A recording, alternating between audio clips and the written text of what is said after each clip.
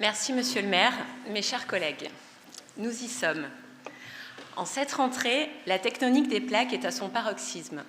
Cohabitation, coalition, continuation, démission, nomination et surtout désillusion. Ça bouge à tous les étages et les grands perdants, comme chaque fois depuis 7 ans, ce sont les Français. Car en effet, nous avons quitté ce conseil municipal en juin dernier dans un flou politique après une dissolution improvisée qui nous promettait l'entrée du RN à Matignon. Et nous nous retrouvons en ces premiers jours d'automne avec le gouvernement le plus à droite de la Ve République. Et si Marine Le Pen n'est pas à proprement parler à Matignon, c'est elle qui indéniablement donne le ton.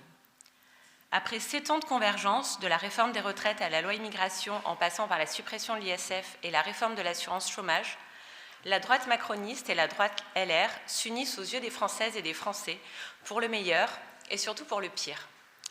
Pour le pire d'un point de vue démocratique. Alors que la gauche est arrivée en tête aux dernières élections, c'est la droite macroniste et la droite LR, ces mêmes droites, défaites aux élections européennes et législatives, qui ont été choisies pour former une coalition des perdants afin de poursuivre la politique d'Emmanuel Macron.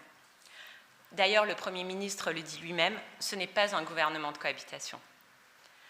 Ce n'est donc pas respecter le vote des Français, car les Français voulaient tout changer et ils héritent de Michel Barnier.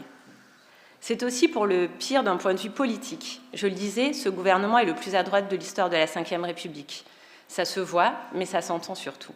Laurence Garnier, Annie Genevard sont bien connus de la Manif pour tous et sont allés jusqu'à s'opposer à la constitutionnalisation de l'IVG. Le ministre de l'Intérieur prétend qu'il existe des Français de papier. Nous connaissions le Bruno Retailleau parlant de la ME comme d'un processus d'appel d'air, un aspirateur migratoire ou encore de tourisme médical des étrangers. Il performe comme ministre de l'Intérieur avec sa volonté de supprimer l'aide médicale d'État pour la remplacer par une aide d'urgence pour les étrangers. Cette rhétorique n'a d'autre objectif que de s'opposer les uns aux autres et d'encourager le repli sur soi. Des fléaux dont nous ne savons que trop bien ce à quoi ils conduisent sur le plan politique. Or, on ne traite pas la question de l'immigration en sacrifiant des vies humaines. C'est certain, ce gouvernement de Michel Barnier est d'ores et déjà entaché d'un pacte de complaisance avec l'extrême droite. Alors oui, scrutin après scrutin, nous le constatons, les fractures territoriales, sociales et économiques sont béantes. Les dernières élections ont montré le risque qu'il y avait à ne pas prendre suffisamment au sérieux ce sentiment d'abandon, cette forme de consumérisme politique particulièrement dommageable aux valeurs démocratiques et républicaines. Chaque coup porté à la démocratie élargit un peu plus la brèche qui rend possible l'arrivée de l'extrême droite au pouvoir. Nous devons démontrer que nous avons entendu et compris le message des Français, leurs inquiétudes, leur colère, leur espoir d'une vie meilleure. Il nous revient désormais de traiter les incidences de ces fractures sur les politiques sociales qu'ici, en tant que collectivité locale, en tant qu'élus locaux, nous menons et portons à bout de bras depuis 4 ans, et souvent seuls.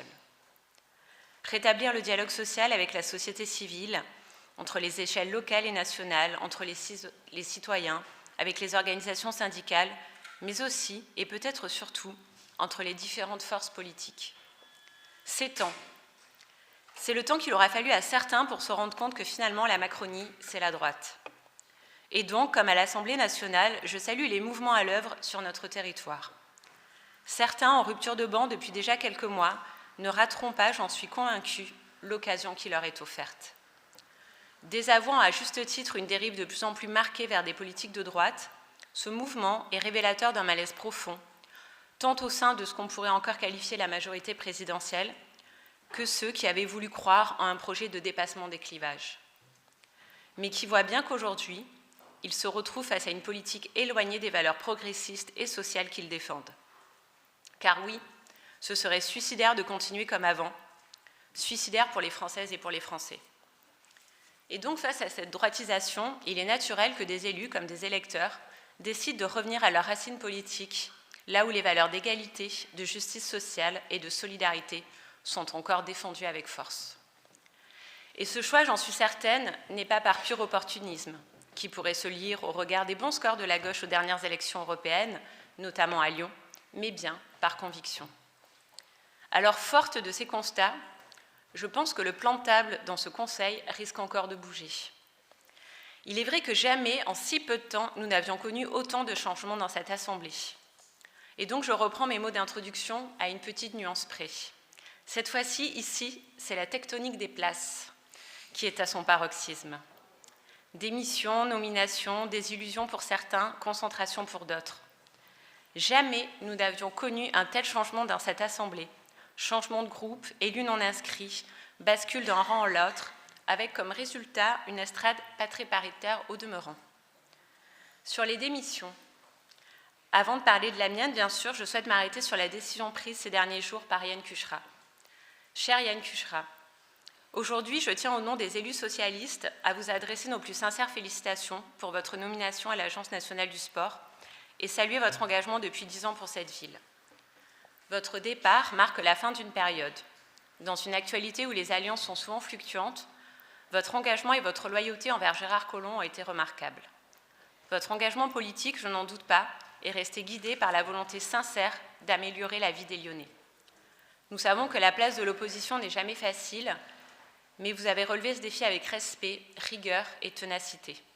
Je vous souhaite donc le meilleur pour la suite de votre parcours et je félicite Franck Lévy et Delphine Bourbon pour leur coprésidence. Si nous savons l'engagement essentiel pour garantir un exercice démocratique réussi, pour répondre aux attentes et aux besoins des citoyens, il est des circonstances particulières qui ne doivent pas faire oublier d'où on vient et surtout où on va. C'est donc de cette place, aujourd'hui, à côté de mes deux acolytes, quittant non sans émotion cette place que j'occupais depuis 4 ans, que je vais tenter de livrer, un peu plus tôt certes que je ne l'aurais pensé, un bilan de l'action de notre municipalité en matière de solidarité. Ces dernières années ont été marquées par des défis majeurs, notamment économiques et sociaux, auxquels Lyon, je l'ai souvent dit, n'a pas échappé. La solidarité a toujours été au cœur de mon engagement, car je crois que le bien-être de chacun dépend de notre capacité collective à ne laisser personne sur le bord du chemin. Ces 4 années ont été gouvernées par un cap exigeant, humaniste, ancré dans le réel. Chacune des actions menées et des projets portés se sont appuyés sur ce triptyque afin de répondre au plus près des besoins des Lyonnais. 3 documents de référence ont guidé cette politique municipale des solidarités. Le premier, le plan de mandat, qui incarne notre vision d'une ville inclusive et solidaire. Plan de mandat que j'ai souhaité amender lors du conseil municipal du 25 mars 2021 pour y inclure cette dimension sociale essentielle aux yeux des socialistes. Une ville qui s'engagera pour faire de son ambition écologique et sociale une réalité en s'appuyant sur les valeurs de solidarité, d'inclusion sociale et d'humanisme.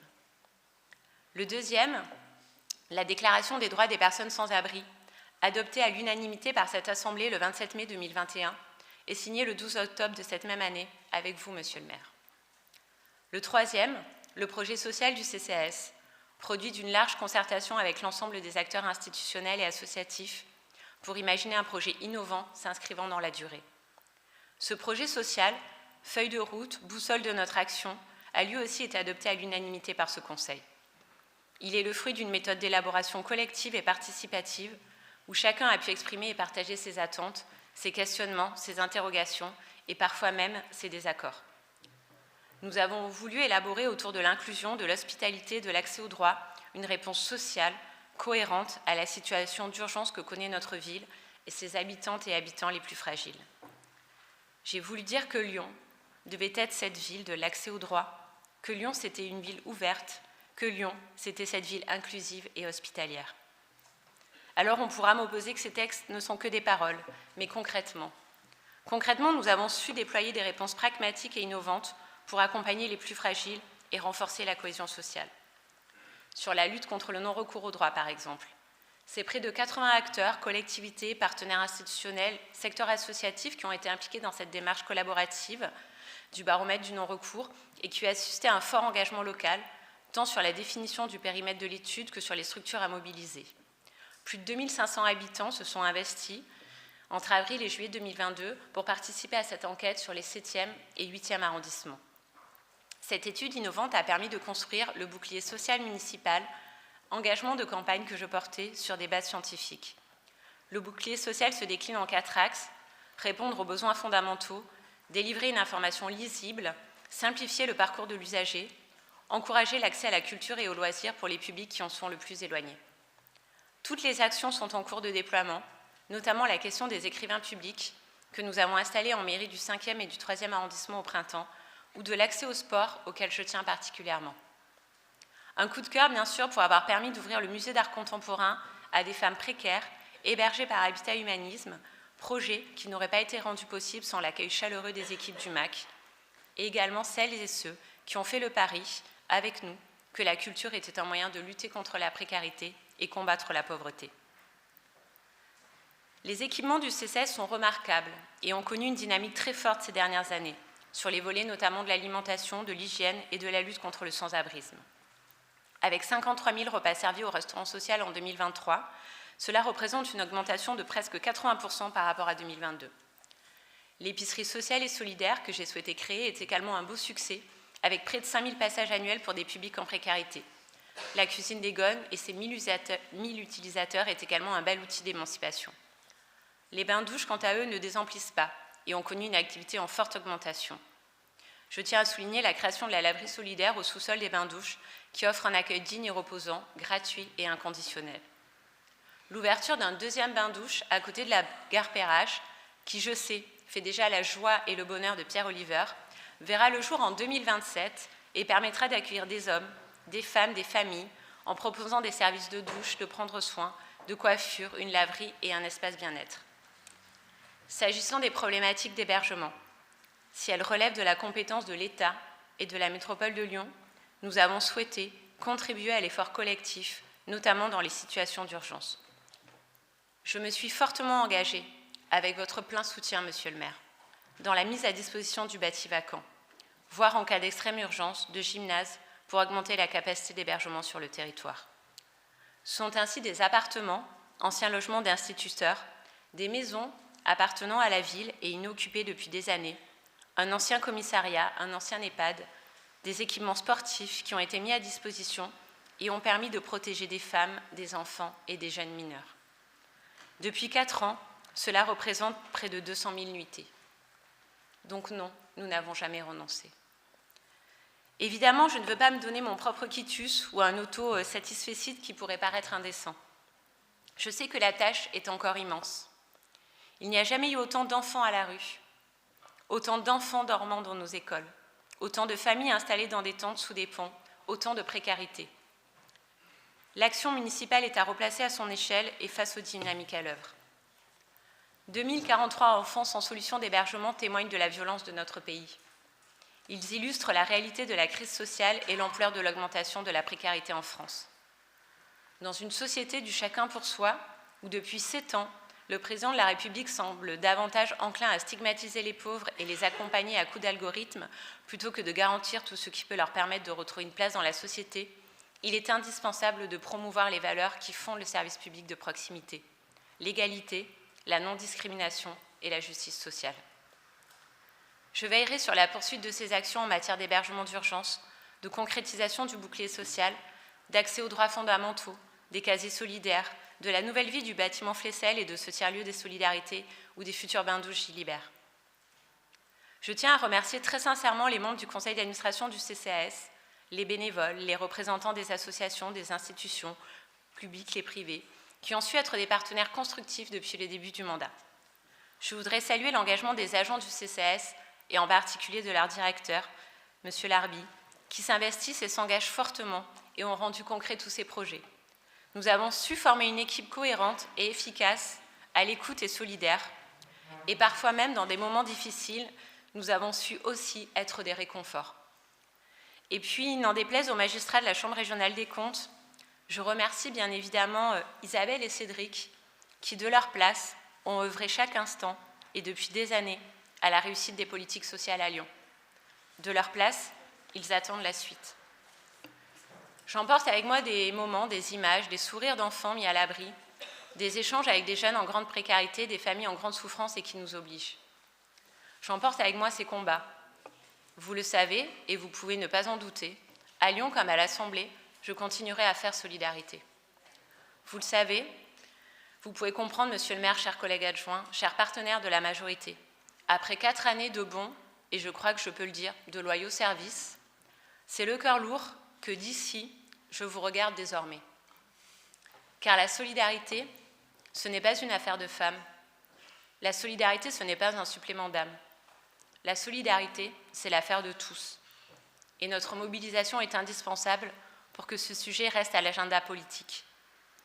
Je vous invite donc, Monsieur le maire, à ne pas oublier dans cette configuration, à cultiver notre engagement, à œuvrer dans un esprit de coopération et à continuer à construire ensemble l'avenir de notre ville. Je vous remercie.